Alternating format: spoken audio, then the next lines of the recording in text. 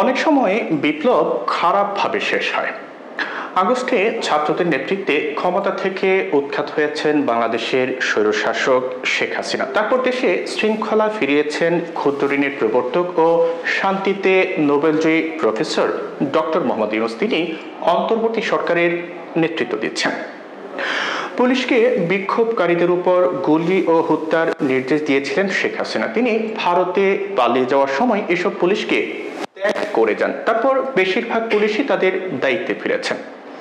বাংলাদেশের বর্তমান অর্থনীতি, রাষ্ট্র ব্যবস্থা, নির্বাচন ইত্যাদি ইস্যুতে এক প্রতিবেদনে এসব কথা লিখেছে লন্ডনের বিখ্যাত the economist magazine. The economist বলছে যে অদ্ভুতভাবে ডক্টর ইউনূস এমন একটি সরকারের নেতৃত্ব দিচ্ছেন যার কোনো আইনগত ভিত্তি নেই। অন্তর্বর্তীকালীন সরকারকে অনুমোদন করে এমন একটি সাংবিধানিক ধারাকে 2011 সালে বাতিল করে দেন শেখ হাসিনা। সুতরাং ডক্টর ইউনূসের বৈধতা নির্ভর করে তার নৈতিক কর্তৃত্ব ও জনপ্রিয়তার উপর। এর ভিত্তি ঝুঁকিপূর্ণ। কোনো ভোটের সমর্থন আদায় করা হয়নি। জনগণের সদিচ্ছা কুল হতে পারে।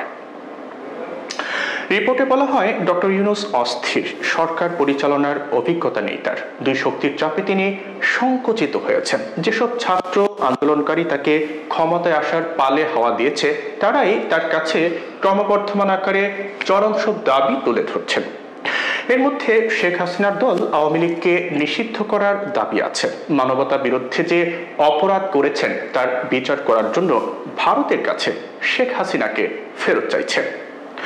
বাংলাদেশে অন্য শক্তি হলো আওয়ামী লীগের প্রধান প্রতিপক্ষ বাংলাদেশ জাতীয়তাবাদী দল বিএনপি। তারা ডক্টর ইউনূসের কাছে দ্রুত নির্বাচন দাবি করছে, সম্ভবত যতটা সম্ভব জুনে। তিনি সেটা না দেওয়া পর্যন্ত তারা গণ আন্দোলন করতে পারে। মাঝে মাঝে উদ্বেগজনক পরিস্থিতির উদ্ভব হচ্ছে।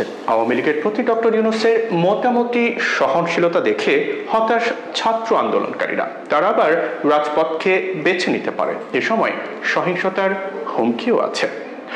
রাজনৈতিক হত্যাকাণ্ডের ইতিহাস আছে যে দেশটিতে, সেখানে এই বিষয়টি ভয়াবহ উদ্বেগের। দ্য ইকোনমিস্ট বলছে ডক্টর ইউনূসের জন্য এখন সবচেয়ে গুরুত্বপূর্ণ কাজ হলো ক্ষমতায় থাকার 3 মাস পরে নির্বাচনের জন্য তার একটি টাইম টেবিল ঘোষণা করা উচিত। সেটা হতে পারে 1 বছর বা তেমন সময়ে।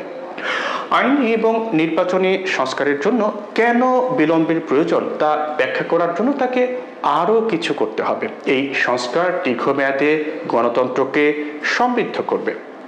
ডক্টর ইউনূস দেশের তত্ত্বাবধায়ক হওয়ায় বহু মানুষ উল্লাস করেছে, কিন্তু কিভাবে তিনি শাসন করবেন এবং কিভাবে ক্ষমতা হস্তান্তর করবেন তার একটি পরিষ্কার পরিকল্পনা দেওয়া উচিত। এক্ষেত্রে অনেক দেরি হলে বাংলাদেশের বিপ্লব অন্ধকারাচ্ছন্ন হয়ে পড়তে পারে।